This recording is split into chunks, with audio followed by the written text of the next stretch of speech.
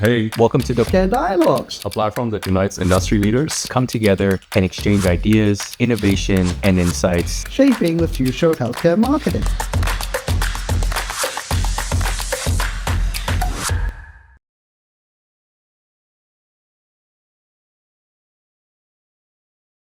Good morning, Tarak. How are you? Good morning, sir. I'm well. How are you? Yeah, not bad, not bad. It's been a long 3 days. No, you're fine there. You're fine. Okay. It has been a long 3 days. Long 3 days. I thought, for some reason, I thought today was Friday. For some reason, I don't know why, but it's still Just Thursday. gonna get stuck in the bubble. Exactly. Yeah. Exactly. So thanks for joining me on this podcast. Let's start off with who you are and what you do. That'll be great. Who am I? Yeah. That's a great question that we need to ask. Like, Yeah. Does your wife ask you that all the time? she does. Yeah, it's because I don't come often to home as much as I should. So I'm Tarik Shah, or Tarik Shah, if you want to Use the Indian version. Yeah. an Indian version. I am with Bayer, and I lead digital strategy and activation for one of our exciting launch brands in women's healthcare. So I'm part of the Bayer digital strategy and product operations team, which is, really our great team that comprises of digital strategists, as well as our capability leads around media, around content, around creative campaign, and with all the talented people in our team. We work very closely with our marketing team and other stakeholders within the commercial organization to, really set up and manage all things digital, really, from both from an ACP as well as from a consumer and patient side. So you're not really you're not a center of excellence. You're a center of excellence plus services. That's a good way to by the think sound about of it. things, Yeah. right? Yeah. Okay. Yeah, that's a nice way to think about And it. that's all Bayer USA, or is it a global thing? Yeah, we're more US focused. More US organization. Yeah. And where were you before Bayer? How long have you been there? Been with Bayer for almost a year now. Okay. Omnichannel has been a word and a buzzword for maybe 10 years, I think. And I remember talking to somebody once about 5-6 years ago, and he was so excited. We're doing omnichannel. We're now doing email marketing as well, right? Right. What as you think about it at Bayer, what do you guys say is omnichannel in your world? Because it seems every pharma company has a different view of how they're executing omnichannel. Yeah. How are you guys thinking about it at Bayer? Yeah. I would say that we try not to use too much of the buzzwords. So for us, we don't really kind of speak omnichannel. It's really more about how we leverage digital with, the whole ecosystem in which we engage our customers, and how we can, plan, execute, and activate the right strategies that we can help advance our, customers, again, whether HCPs or patients, down a journey or down the funnel, and really how we are leveraging, data and insights, because that, whether you're speaking omnichannel, that is the underpinning of how we make omnichannel work. You have to be able to, select data from all of your different touch points with your customers, be able to, really bring that all together, be able to synthesize that in as quick a manner as you can, so that you're developing the right insights about your customer.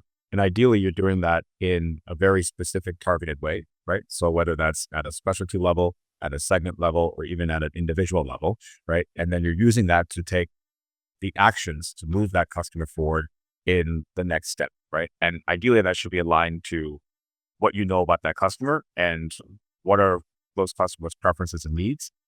So, I think at a high level, we really aim to do that. And we, activate a lot of the channels that we manage, whether it's on the media side, whether it's on, the email side, whether it's with other digital assets like our websites, and really make sure that, through strategy, through insights and analytics, that we are designing the right strategies, executing the right strategies, implementing them, and then measuring them as quickly as we can so that we can make the appropriate adjustments. I've been trying to get rid of the word omnichannel for 6 years now. Yeah. Because it's not really about the channels. Right. Right? It really is about engaging your customer at that moment in time when they need something from you. That's right. That's all it is, right? That's right. So it could be an email I get at 7 a.m. in the morning that says, hey, we're about to launch this new drug. Yep. You should be aware of it. Click here to go get some more information, right? Yep. And then when they're in practice, getting them engaged with some piece of content. Yep. And when they're at home trying to get some CME done, give them some video content. I see. So they get engaged and educated about your product, right? And also how we can empower the field, which continues to be, a very, very important quote unquote channel for engagement with our customers. But we know that role needs to evolve in a way that they need to understand their customers better. They need to leverage data and insights more effectively so that they can drive better engagements and ultimately, business engine, right? So at the end of the day. But let me ask you the one thing that's always perplexed me about the pharma industry. You've been in it longer than I have, right? So I think so. I think so. Well, maybe not. I'm way older than you. Maybe let's. Well, I was going to say, edit that out. you haven't always been the, the digital guru, you are the KOL in digital. There you go. But I've always been fascinated that pharma is so focused on the patient as a customer, when the reality is where you make the money and where your product will get consumed is really the doctor, right? If you think about it.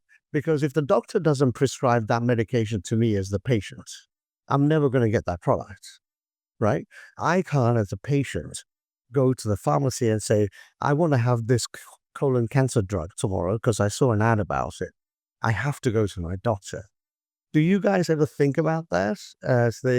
Who's the more important customer here? Yeah. Is it the doctor or is it the patient? Yeah. Right? Yeah. I mean, it's a great question. I mean, I think it varies by the brand and the market. Well, obviously, I'm not taking the OTC guys and sure. Here. It's just on the RX side. Yeah, right? Yeah. But even on the RX side, I mean, I think there's definitely, brands and markets where it is very, very important to educate patients and to be able to provide them with information, tools, and resources to really empower and activate them to have, the appropriate conversation about, treatment options with their, physicians and HCPs. And, ideally, if the product that we are offering is appropriate for that particular patient, for that patient to, ask about or, have a conversation with. Is this right for me, folks? Yeah, right. But, HCPs will always be important as well, right? Because obviously they are writing the script, right? They are ordering the product. And so they also have to have, the awareness, the education.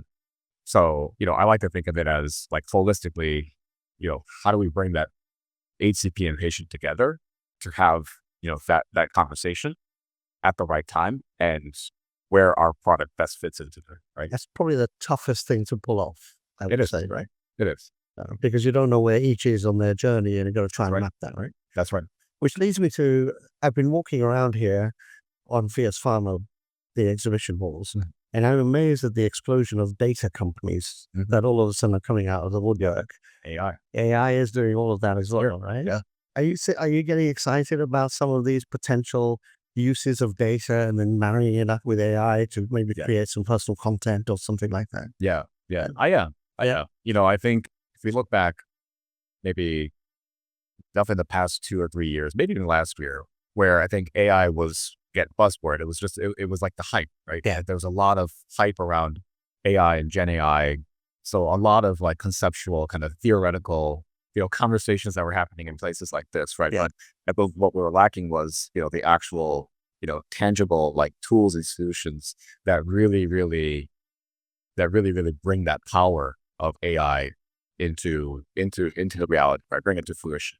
And I think we're seeing that, right? I think we're actually seeing, actual tools and solutions from our external partners, our solution providers, and even, organizations that are investing, in their internal AI capabilities. So I'm very excited to see this huge explosion of data and AI, and now that's translating into, actual, tools and solutions that we can incorporate into our marketing processes, into our commercial model, and be able to, use those to drive impact for our patients and HCPs.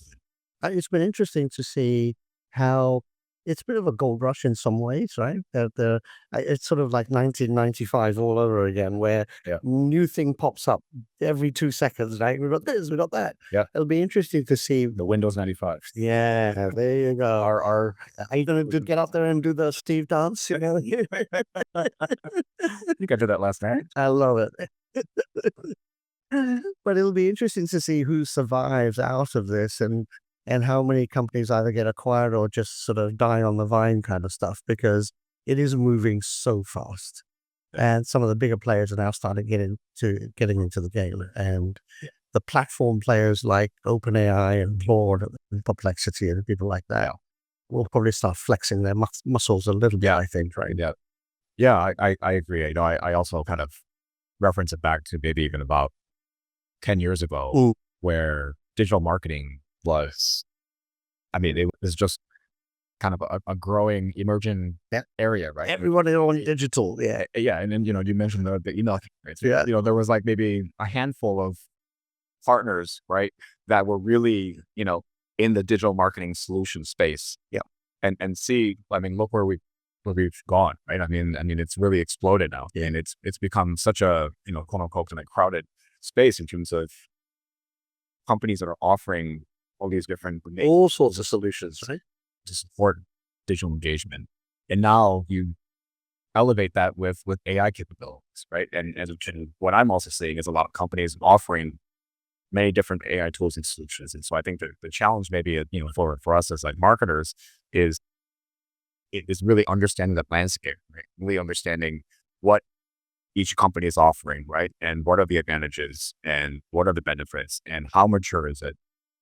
And ultimately, you know, which ones are really the best ones that are, you know, in today's environment, right? The ones that are going to be most effective. You know, we launched, it's funny, we've got, as Doceree as the platform, we've got point of care, we've got endemic, we've got our data marketplace. But the biggest buzz we're getting in the booth is the live agentic AI rep. Yeah. Right. So everybody's like, okay, how does this work? The rep twin, right? So it is fascinating how people are vying more towards the AI solution overall and the sexy new thing that could potentially help them do something, right? Yeah. It is fascinating to me. Yeah. But I think overall, it'll all be embedded in the overall ecosystem. So as a center of excellence and, you know, the place where people come to, how are you engaging with the brand managers internally to educate them about this stuff? Because I'm sure in their day-to-day world, an agentic AI rep in a banner ad is not something they're thinking about, right? For you, maybe. Right. Do you engage with the internal teams, and is that how that works at Bayer? Yeah, absolutely. I think, you know, as sort of a trusted partner within the organization, we have great, you know, established relationships with our brand partners. Yeah. You know, I think there's that role that we play in terms of really kind of seeing what's out there, right? You know, who are our solution providers? You know, what are the capabilities, right? What are the you know, kind of the amazing new things that we should be looking at, right? And I think more importantly, how does that fit our needs, right? How does it create those impactful opportunities for us from a brand perspective that's going to drive, you know, the measurable business impact to our customers? So, you know, I think that's something that I really appreciate about the role that we play, is that, you know, get opportunities like this to engage with our solution providers and see what's possible. You know, really kind of apply that sort of strategic lens. Okay, what fits, right? What makes sense for, you know, the brand that they see, and then to be able to sort of bring that back and then engage in the conversation with my market, and offer those opportunities for them to also kind of learn, that they kind of understand, and you know, do sort of like that kind of shared, you know, consensus building type of approach. It's like, okay, well, yeah, like we feel like this is a right investment, right? And you know, this is something that we want to invest in from a brand perspective. Does it feel like it like. Do you do internal workshops? Do you bring people in and showcase something to everybody that you're working with as a partner to say, hey, look, you know, you should be aware of that. That's the thing. Yeah. Yeah. So that makes sense. To do lunch and learns. Yeah. Yeah. So we bring in those opportunities for, you know, partners to come in and kind of talk more about their offerings and capabilities and to engage in a conversation with. It's been a year. Are you having fun? It's been a year. Yeah. Yeah. Having a lot of fun. Yeah. Working hard, I suspect, with a launch trunk. So exciting. It's crazy. It's all of that. There you go. So I've got one last question for you, because we've got about a minute left, right? And we didn't touch on anything related to India or how the Patels are better than the Shahs, or, you know, that. Is a minute enough to get into that? I feel like we need to Well, yeah, I mean, we could. create our own podcast. Yeah, that's it. There we go. So, one last question for you. If in the next 18 months in your role, that you're seeing so many partners, I'm sure you're inundated every day with somebody calling you and saying, I've got this great thing's going to solve a business problem you have, and you're probably going, I didn't know I had that problem. Is there something that you would say, you know what, if I had one of these things, that would really help me do my job better, or that would be aha for me engaging with my customers? What do you think? What do you think? Is there anything out there that you would like to see? The golden ticket to the Willy Wonka There you go. chocolate factory. I will take one of those. And then I wouldn't be doing podcasts. That's right. Let's have the same conversation next year and see where we ended up. That's right. That's right. Tarak, thank you so much for taking the time today to chat with me. Really appreciate your time. Likewise. Have a great rest of the day. Thank you. Thank you. Right. How was that? So, how was that for you? Because you were nervous coming into this thing. So,